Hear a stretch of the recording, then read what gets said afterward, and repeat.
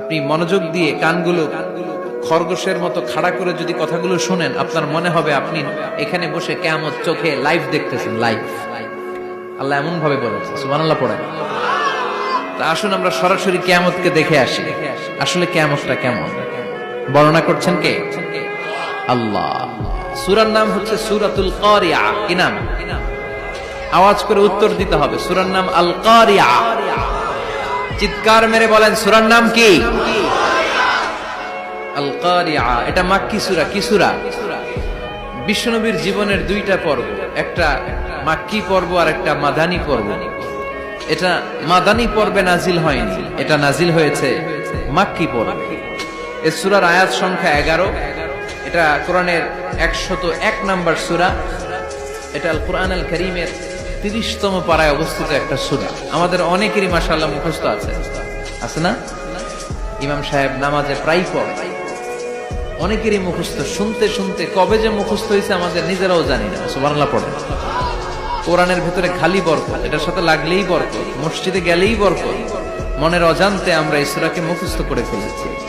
কিন্তু এই সূরার ভেতরে যে আল্লাহ কোরআনের কিয়ামতের এত চমৎকার নকশা এঁকেছেন, এত প্রামাণ্য বর্ণনা দিয়েছেন, এটা আমরা অনেকে জানিই না।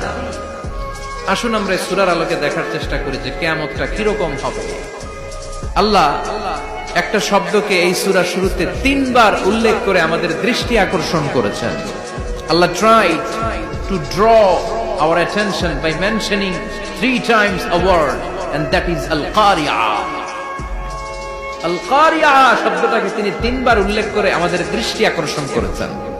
একটা শব্দ 3 বার বললে মানুষের দৃষ্টি আকর্ষিত হয় না?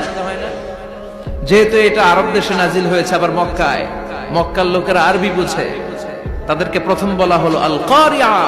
তারা ফিরে তাকালো, কি আল কারিয়া? আবার বলা হলো মাল কারিয়া। কি মাল কারিয়া? আবার বলা হলো ওয়ামা আদরাকা মাল কারিয়া। আবার তারা ফিরে তাকালো। দৃষ্টি আকর্ষণের জন্য আল্লাহ তাআলা 3 বার এই শব্দটা বলেছেন। এজন্য এই শব্দের একটা সিগনিফিকেন্স, একটা গুরুত্ব, অর্থবহ একটা মানদণ্ড আছে না নাই? আল কারিয়া শব্দের অর্থ হচ্ছে বিকট আওয়াজ। আল কারিয়া মানে কি? কথা বলেন, আরো জোরে বলেন। বিকট আওয়াজ। এই বিকট আওয়াজটা তৈরি করার জন্য আল্লাহ তাআলা একজন ফেরেশতা তৈরি করেছেন, যার নাম হচ্ছে ইসরাফিল। নাম কি? আমাদের মধ্যে অনেকের নাম কিন্তু আমরা ইসরাফিল রাখি, তাই না? ইসরাফিল আছে না নাই? আজরাইল কিন্তু রাখে না, ডরে। কেন রাখে না? ভয় পায়। কিন্তু ইসরাফিল আছে, আমার পরিচিত অনেকে আছে ইসরাফিল। তো এই ফেরেশতার পা হচ্ছে জমিনের নিচে, মাথা হচ্ছে আকাশের উপরে। এই ফেরেশতার কাজ হচ্ছে ওই বিকট শব্দ তৈরি করা। উনি একটা সাইরেনের মধ্যে ফু দিবেন, হুইসেল দিবেন, ট্রাম্পেট। ওই ট্রাম্পিটে, ওই সাইরেনে, ওই হুইসেলে ফু দিলেই শুরু হয়ে যাবে আল কারিয়া। মাল ওমা আদরাকা মাল। এই ফেরেশতার দায়িত্বই হচ্ছে ওই বাঁশির মধ্যে ফু দেয়া। Whistle, siren, trumpet. আরবিতে এটাকে বলা হয় আসসুর। ইদা নুফিখা ফিস সূরি নাফখা ওয়াহিদা। যখন তিনি ওই সিংহে একটা ফু দিবেন, সব লন্ডভন্ড হয়ে যাবে, কিচ্ছু খুঁজে পাওয়া যাবে না। আল্লাহ ওনাকে তৈরি করেছেন শুধু এই হুইসেলের মধ্যে, বাঁশির মধ্যে 3টা ফু দেওয়ার জন্য। কয়টা? উনি সৃষ্টির শুরু থেকেই এই বাঁশিটাকে 2 ঠোঁটের মাঝখানে রেখে আল্লাহর আরশের দিকে তাকিয়ে আছে, and just waiting for the green signal। আল্লাহর পক্ষ থেকে সবুজ সংকেতের অপেক্ষায়। যখনই আল্লাহর অর্ডার করবেন, তখনই শুরু হয়ে যাবে আল কারিয়া। মাল ওমা আদরাকা মাল। সৃষ্টির শুরু থেকেই ইসরাফিল ফেরেশতা বিশাল সিংহাটাকে 2 ঠোঁটের মাঝখানে করে আরশের দিকে তাকিয়ে আছে, কখন আল্লাহ অর্ডার দিবে। অর্ডার দিতে দেরি, ফুৎকার দিতে দেরি নাই, ঠিক কিনা? বিকট আওয়াজ, গগন বিদারী শব্দ, প্রচন্ড একটা সাউন্ড, জাইগান্টিক সাউন্ড। যে আওয়াজ, যে শব্দ কেউ শুনে নাই। শুনছেন? পৃথিবীতে আপনারা কে সবচেয়ে বেশি আওয়াজের কিছু শুনেছেন? সবচেয়ে বেশি আওয়াজ আপনার জীবনে ঘটেছে কোন জায়গায়? কি দেখেছেন যে অনেক আওয়াজ হয় সেখানে? বলেন তো। হ্যাঁ, বজ্রপাত, বজ্রপাতের আওয়াজ আপনি শুনেছেন, বিকট আওয়াজ, তাই না? বজ্রপাতকে আঞ্চলিক ভাষায় আপনারা কি বলেন? হ্যাঁ, ঠেড়া। ঠেড়া অনেক জায়গাতেই বলে ঠেড়া। নোয়াখালীতে বলে ঠেড়া হচ্ছে, হাতের উপরে আল্লাহ ঠেড়া হচ্ছে, আছে না নাই? তো এই যে ঠেড়া, বজ্রপাত, ইংরেজিতে বলে থান্ডার, আসলে এটার আওয়াজ বড় ভয়ঙ্কর, প্রচন্ড আওয়াজ।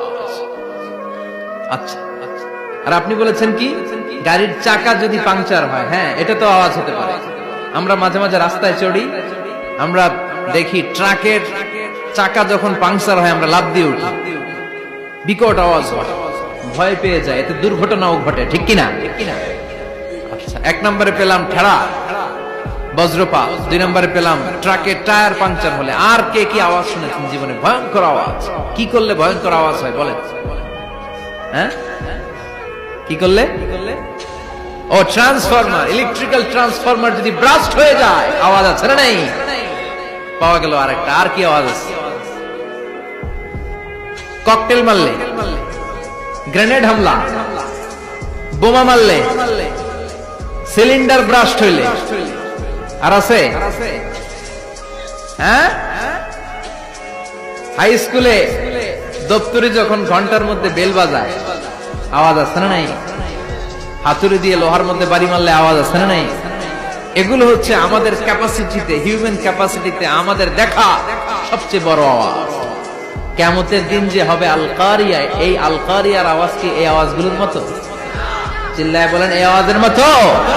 এজন্য আল্লাহ বললেন, আল কারিআতু মাল কারিআতু ওয়া মা আদরাকা মাল কারিয়া। সে আওয়াজটা ভয়ঙ্কর আওয়াজ। এটা বজ্রপাতের মতো না, এটা ট্রাকের টায়ার পাংচার হলে যে আওয়াজ হয় ওই আওয়াজের মতো না, গ্যাসের সিলিন্ডার ব্রাস্ট হয়ে গেলে যে আওয়াজ হয় ওই আওয়াজের মতো না, প্রাইমারি স্কুলে দপ্তরে যখন ছুটির ঘন্টা বাজায় ওই আওয়াজের মতো না। ওই আওয়াজটা এমন আওয়াজ, ওই আওয়াজ পৃথিবীর কেউ শোনে নাই। সেটার নাম হচ্ছে আল কারিয়া, মাল ওমা আদরাকা মাল, বিকট আওয়াজ, বিকট ভয়ঙ্কর ট্রাম্পিট। এই সাইরেনে ফু দেয়া হবে, প্রথম ফু দেওয়ার সাথে সাথেই লন্ডভন্ড হয়ে যাবে। এই ইসরাফিলকে তৈরি করা হয়েছে শুধুমাত্র কেবলমাত্র 3টা ফু দেওয়ার জন্য। চিল্লায় বলতে হবে কয়টা? এই ফেরেশতার আর কোনো কাজ নাই। তার আর কোনো কাজ আছে? ঠিক যে মুহূর্তে, এখন আমার ঘড়িতে বাজে 9:50, রাত 9:50, ঠিক এই মুহূর্তে যখন আমরা তাফসীর শুনছি, ঠিক এই মুহূর্তেও ইসরাফিল ফেরেশতা সিংহাটাকে 2 ঠোঁটের মধ্যে লাগিয়ে আল্লাহর আরশের দিকে তাকিয়ে আছে। ওই যে সৃষ্টি শুরু থেকে তাকিয়ে আছে, আজ অবধি তাকিয়ে আছে। যখনই গ্রিন সিগন্যাল আসবে মুহূর্তেই শুরু হয়ে যাবে আল কারিয়া, মাল ওয়া মা আদরাকা মাল। আল্লাহ বললেন সে আওয়াজটা হবে বড্ড ভয়ঙ্কর। প্রথম ফুৎকার যখন দেয়া হবে এটার বলে নাফকাতুল ফাজা। দুনিয়ার সব মানুষগুলো অবাক হয়ে যাবে, পুরো পৃথিবীটা কেঁপে উঠবে, পৃথিবীর বিল্ডিং গুলো দুমড়ে মুচড়ে পড়বে, পৃথিবীর বড় বড় যত পাহাড়গুলো আছে তুলার মতো বাতাসে পাহাড়গুলো তুলিত হতে থাকবে। আল্লাহু আকবার। আল্লাহ বললেন ইয়াউমা ইয়াকুনুন নাসু কাল ফারাশিল মাবথুস ওয়া তাকুনুল জিবালু কাল আহিনিল মানফুশ। সেদিন মানুষগুলো বিক্ষিপ্ত পতঙ্গের মতো নিক্ষিপ্ত হবে যখন আল কারিয়া, এই বিকট আওয়াজটা হবে। শুনতেছেন? মনোযোগ আছে? কথা বুঝতে সমস্যা হচ্ছে না তো? 3টা ফুৎকার। কয়টা? প্রথম ফুৎকার দেওয়ার সাথে সাথে মানুষগুলো বিক্ষিপ্ত পতঙ্গের মতো নিক্ষিপ্ত হবে। এই যে আরামসে বসে আছি, তখন আর বসে থাকা যাবে না। কে ধাক্কা খেয়ে কই চলে যাব টেরই পাওয়া যাবে না। আমরা এই যে বসে আছি এর কারণ হচ্ছে গ্র্যাভিটেশনাল একটা ল আছে, পাওয়ার। এটারে বাংলায় বলে মাধ্যাকর্ষণ শক্তি। কি শক্তি? কথা বলেন। কে আবিষ্কার করছে এটা? হ্যাঁ, কে? বিজ্ঞানের নিউটন, আইজাক নিউটন আবিষ্কার করেছে। আপেলকে সে নিচে পড়তে দেখে গবেষণা করে পেয়েছে গ্র্যাভিটেশনাল পাওয়ার। ওইটা থাকার কারণে পৃথিবীর সেন্টার সবকিছুকে নিচের দিকে টানে, নিজের দিকে টানে, ফলে আমরা বসে আছি। কিন্তু এই মাধ্যাকর্ষণ শক্তির বাইরে যদি আমরা আকাশে উঠে যাই আর কিন্তু কোনো টানাটানি নাই, আপনি শূন্যে ভেসে থাকবেন।